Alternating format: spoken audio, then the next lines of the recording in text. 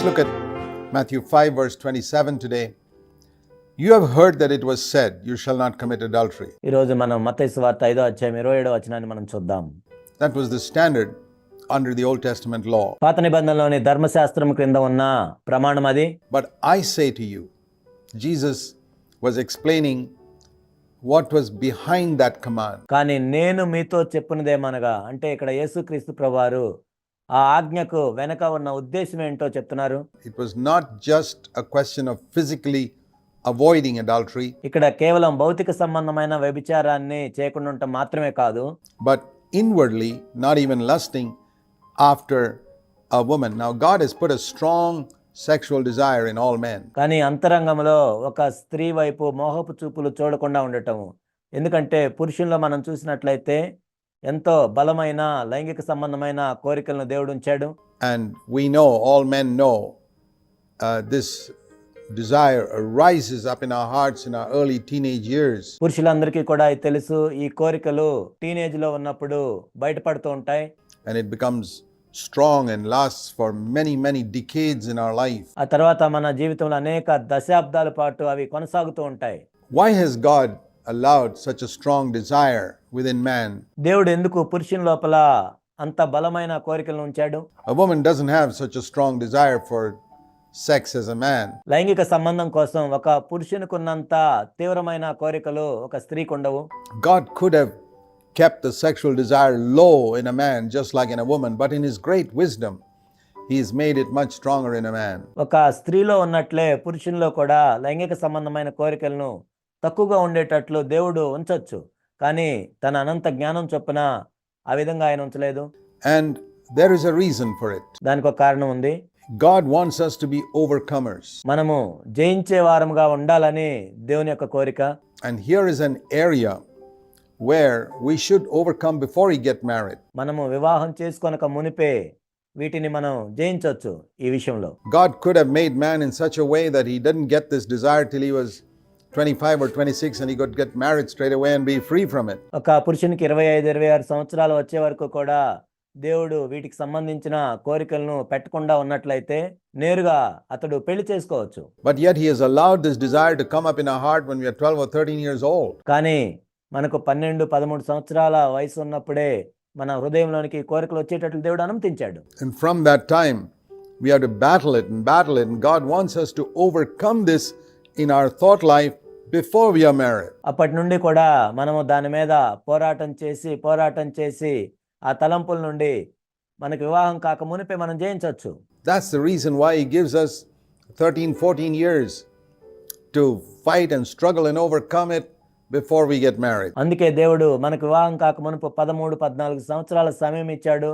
దానికి విరోధంగా పోరాడి మనం గెలవచ్చని. It doesn't have to take that long. If you're faithful, it can be much quicker than that. నిజానికి అంత సమయం పట్టవలసిన అవసరం లేదు. నువ్వు నమ్మకంగా ఉన్నట్లయితే దానికంటే ముందే నువ్వు జయిస్తావు.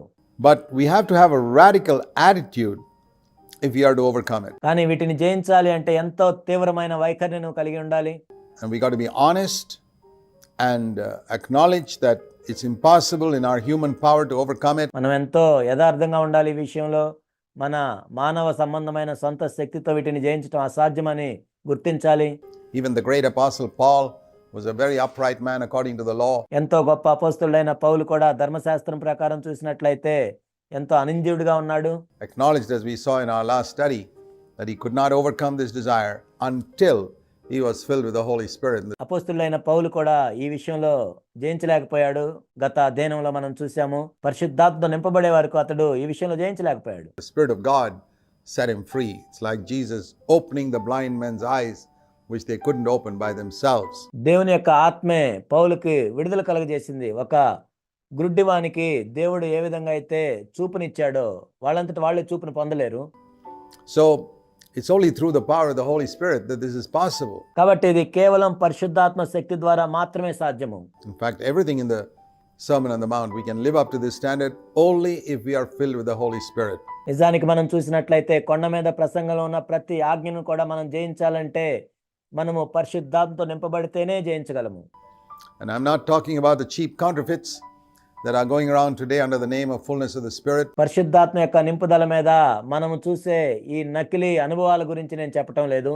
If all that the fullness of the Spirit that you claim to have experienced has made you shake and roll on the ground and laugh and నీవు పరిశుద్ధాంతో నింపబడ్డానని చెప్పుకొని అది కేవలం నిన్ను అటు ఇటు ఊగేటట్లు చేసి నవ్వేటట్లు చేసి నేల మీద పడి దొర్లేటట్లు చేసినట్లయితే speak in tongues, then you are defeated by these sins like anger కేవలం భాషలతో మాట్లాడేటట్లు చేసినట్లయితే కానీ నువ్వు కోపంలో ఓడిపోతూ and sexual lust. If you still raise your voice at your wife or your husband, లైంగిక సంబంధమైన మోహపు తలంపుల్లో పడిపోతూ నీ భార్య మీదో భర్త మీదో నువ్వు కేకలు వేస్తూ you have not been filled with the Holy Spirit. Don't let anybody deceive you. అలా నీవు ఉన్నట్లయితే నువ్వు పరిశుద్ధాంతో నింపబడలేదు.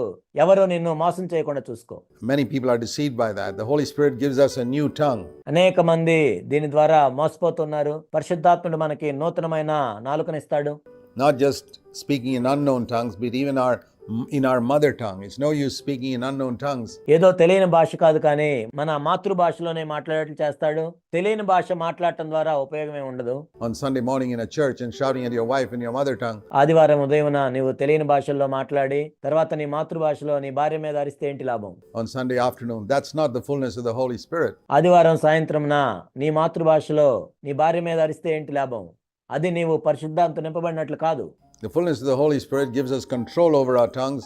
The fruit of the Spirit is self-control. పరిశుద్ధాత్మ యొక్క నింపుదల ఏం చేస్తుందంటే మన నాలుక మీద మనకు అదుపును తీసుకొస్తుంది.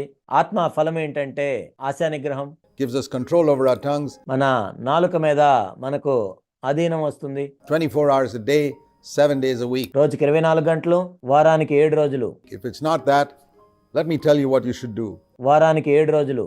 Ask God to give you a genuine fullness of the Holy Spirit. నిజమైన పరిశుద్ధాత్మ యొక్క నింపుదల కోసం నీవు దేవుడిని అడుగు. Thank God for the gifts of the Spirit, but ask God for the genuine fullness of the Spirit. ఆత్మ వరాలను బట్టి దేవునికి వందనాలు. అయితే నిజమైన పరిశుద్ధాత్మ యొక్క నింపుదల కోసం ప్రభువుని అడగాలి.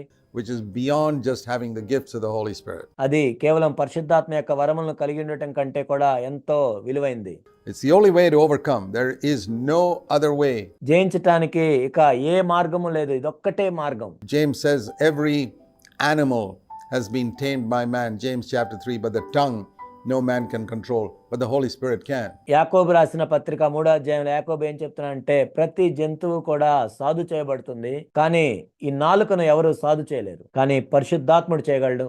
And if you are filled with the Holy Spirit, he will give you control over your tongue. నీవు పరిశుద్ధాత్మలో నింపబడినట్లయితే నీ నాలుక మీద ఆయన నీకు అధీనాన్ని ఇవ్వగలడు. And over your eyes. నీ కళ్ళ మీద నీకు అదుపుని ఇవ్వగలడు. These are the two parts of the human body that Jesus spoke of in relation to sin. పాపం విషయానికి సంబంధించి మన శరీరంలో ఈ రెండు అవయవాల గురించి యేసుక్రీస్తు ప్రభువు చెప్పారు. In Matthew 5 verse 21 to 32. మత్తయి సువార్త 5వ అధ్యాయం 21 నుండి 32 వచనాల వరకు.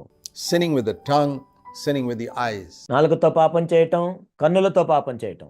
Very, very important. ఇవి ఎంతో ఎంతో ప్రాముఖ్యమైనవి.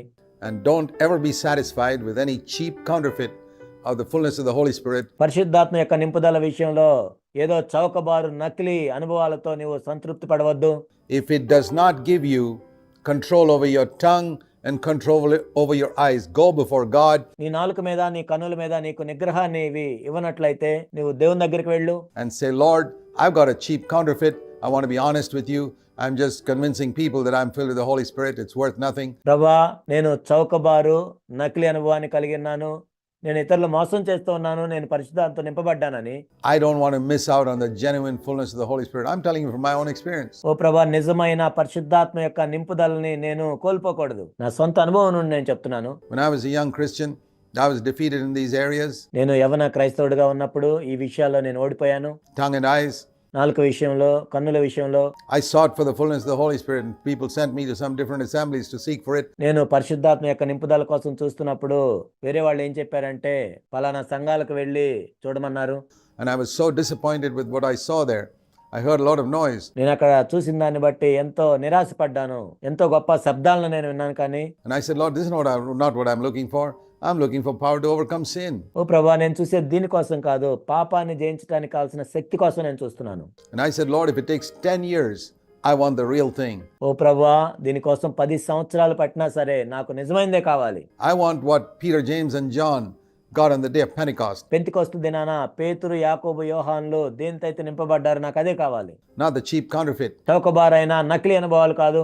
that's going around the world today. ఈనాడు లోకంలో జరుగుతున్న చౌకబారు నకిలీ అనుభవాలు కాదు. The devil wants people to be satisfied with some counterfeit. అపవాది ఏం చేస్తాడంటే ప్రజలు నకిలీ దాంతో తృప్తి పడాలని చూస్తూ ఉంటాడు. How careful we are.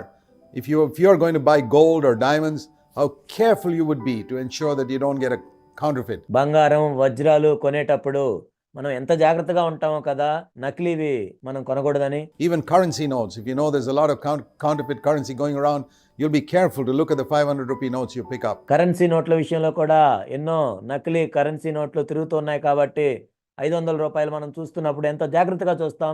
How much more careful we need to be about something that concerns our eternal destiny. మరి మన నిత్యత్వం విషయంలోకి వచ్చేసరికి మనం ఎంత జాగ్రత్తగా ఉండాలో కదా. The genuine fullness of the Holy Spirit. I want to encourage you, my dear friends. నిజమైన పరిశుద్ధాత్మ యొక్క నింపుదల. నా ప్రియ స్నేహితులారా, నేను మిమ్మల్ని ప్రోత్సహిస్తూ ఉన్నాను. Don't be satisfied with a counterfeit. నకిలీ అనుభవాలతో మీరు తృప్తి పడవద్దు. If you're not satisfied with counterfeit gold and diamonds and currency notes, how much more you should not be satisfied with counterfeit in the area of the fullness of the Spirit. బంగారం విషయంలో, వజ్రాల విషయంలో, currency నోట్ల విషయంలో నకిలీ వాటితో మీరు తృప్తి పడకుండా ఉంటారు. మరి పరిశుద్ధాత్మ విషయంలో మీరు నకిలీ దాంతో తృప్తి పడకూడదు. This is the test. Has the Spirit of God set you free from the law of sin and death? Romans 8 verse 2. ఇదే పరీక్ష. దేవుని యొక్క ఆత్మ పాప మరణముల నియమము నుండి మిమ్మల్ని విడిపించిందా లేదా? రోమీయులకు రాసిన పత్రిక 8వ అధ్యాయం 2వ వచనం. That's the test. ఇదే పరీక్ష.